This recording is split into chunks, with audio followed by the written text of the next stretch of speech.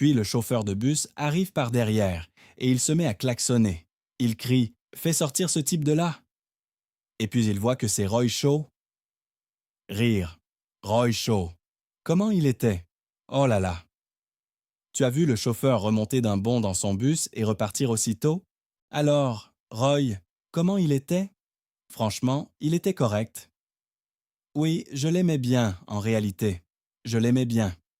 Je lui ai donné de l'argent à plusieurs reprises. Mais quand tu es en sa compagnie, tu ressens immédiatement une menace, n'est-ce pas? Oui. C'était dans le regard. Oui, tu sentais la menace. Mais je me souviens aussi qu'à un moment, il a complètement perdu son calme avec moi. Je vais d'ailleurs le raconter dans le livre. Ce n'était pas vraiment la faute de Roy. C'était surtout à cause d'un type nommé Yates. Billy Yates, le fils de Luke Yates.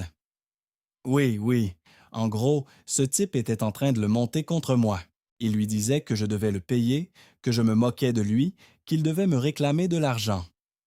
Le problème, c'est qu'il n'y avait pas d'argent. En réalité, nous financions tout nous-mêmes. À cette époque-là, on essayait tous de faire avancer les choses, mais on était constamment à court d'argent. Et je me souviens avoir reçu un appel de Shaw un soir, complètement hors de lui. Je me suis dit, attends une seconde. Billy a dû intervenir et lui dire, écoute, ce gars n'a pas un sou, et toi tu veux encore lui prendre de l'argent? Calme-toi un peu. Et il l'a fait. Ensuite, il s'est excusé, mais ce n'était pas tellement Roy. C'était surtout ce Yates qui mélangeait tout. Billy Boy Yates. Oui. D'ailleurs, je vais bientôt faire une vidéo sur lui. Il avait, je crois, 2 gars qui travaillaient pour lui. Il me semble aussi qu'il possédait une ferme dans l'Essex. Je crois qu'il a sous-estimé un certain type.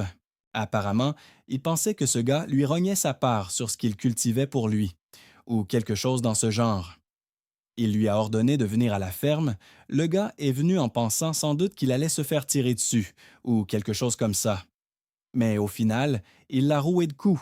Ensuite, le bras droit de Billy Boy Yates a frappé ce type avec un manche de pioche. Mais l'homme lui a arraché le manche des mains, il l'a battu, il l'a neutralisé, puis il l'a littéralement matraqué à mort. Tu vois, c'est parfois le problème dans ce milieu. Certains pensent que parce qu'ils ont un nom, une réputation ou l'image d'un dur, ils domineront toujours. Et puis, ils tombent sur quelqu'un qui n'a ni nom ni réputation, mais qui soudain bascule et leur inflige une correction totale. C'est ce qui peut arriver quand on agit en brute. Je ne dis pas qu'il était forcément comme ça, mais j'ai entendu dire qu'il pouvait être ingérable, et parfois un vrai cauchemar.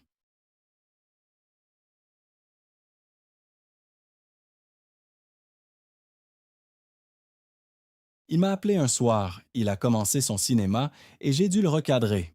Il m'a menacé, il m'a vraiment menacé, et moi j'étais là, en peignoir, téléphone à la main, à me demander « Mais sur qui est-ce que tu cries comme ça, espèce d'idiot ?» C'était dans la nuit du 7 septembre 2012, une zone calme de la campagne de l'Essex. Meadowview Farm, High Roding, un village et une paroisse civile du district d'Epping Forest dans l'Essex. Billy Boy Martindale avait convoqué Paul Groves, autrefois son ami, et un homme qui avait travaillé pour lui dans le milieu criminel. Selon les comptes rendus révélés plus tard devant le tribunal, Billy était furieux parce que Groves refusait de lancer une nouvelle culture de cannabis pour lui. D'après Groves, ils avaient déjà mené à bien 2 cultures ensemble. Billy Boy fournissait le matériel et l'ouvrier d'usine faisait le travail le plus lourd. Mais cette fois, Groves ne voulait pas prendre le risque d'une troisième opération. Le rapport de force entre les 2 hommes penchait clairement en faveur de Billy Boy. C'était un homme qui avait même écrit un livre sur sa propre réputation et sur sa propension à la violence. Son association ancienne avec des criminels notoires, ainsi que son corps couvert de tatouages, dégageait immédiatement une impression de menace. C'était, sans aucun doute, la figure dominante. Groves affirma plus tard que Billy Boy parlait sans cesse d'armes à feu, de ses exploits de gangster et de tout ce qui pouvait inspirer la peur. Cela l'inquiétait encore plus maintenant qu'ils étaient menés brouillés. Lorsque Groves arriva, un autre homme l'accompagnait. Billy était assis dehors avec son associé, Paul Meakin. La tension fut immédiate. Les voix montèrent. Les insultes fusèrent. Groves s'avança et se plaça face à Billy. Ce qui fut dit ensuite provoqua une explosion. Groves se jeta sur Billy et commença à le frapper au visage. Meakin dira plus tard que les coups étaient d'une violence extrême, assez puissants pour assommer Billy net là où il était assis. Selon les archives de presse, Billy perdit immédiatement connaissance. Meakin bondit pour protéger son ami. Il attrapa la première chose qu'il trouva à proximité, un manche de pioche qu'il avait apporté au cas où Groves reviendrait avec du renfort. Puis il le fit tourner en direction de Groves. Le coup porta, mais cela ne l'arrêta pas. Groves se retourna, les yeux fous, saisit Meakin et riposta. Il lui arracha le manche de pioche des mains et déchaîna une pluie de coups. Meakin tenta de se protéger, mais les frappes continuaient. Au visage, à la poitrine, aux côtes.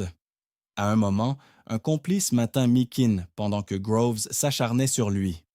Le bois frappait, les os cédaient, les dents se brisaient. Meakin fut laissé hébété, ensanglanté, à moitié aveugle, peinant à respirer. Puis, à travers le bourdonnement dans ses oreilles, il entendit autre chose. Le bruit sourd et répété du bois frappant la chair encore et encore. Groves s'était retourné vers Billy Boy. Billy était toujours affaissé, inconscient sur le banc, lorsque Groves leva le manche de pioche au-dessus de sa tête et l'abattit. Une fois, 2 fois, encore. Les coups frappèrent l'arrière du crâne. Le son résonna contre les murs de l'exploitation. Un son lourd, définitif. Quand tout s'arrêta, Billy Boy était étendu sans mouvement. Le sol était couvert de sang. La table de pique-nique était fendue. Meakin, à peine conscient, ne pouvait que regarder pendant que Groves s'éloignait. En moins d'1 heure, Billy Boy Martindale, l'homme bruyant, fier et toujours prêt à attirer l'attention, n'était plus là.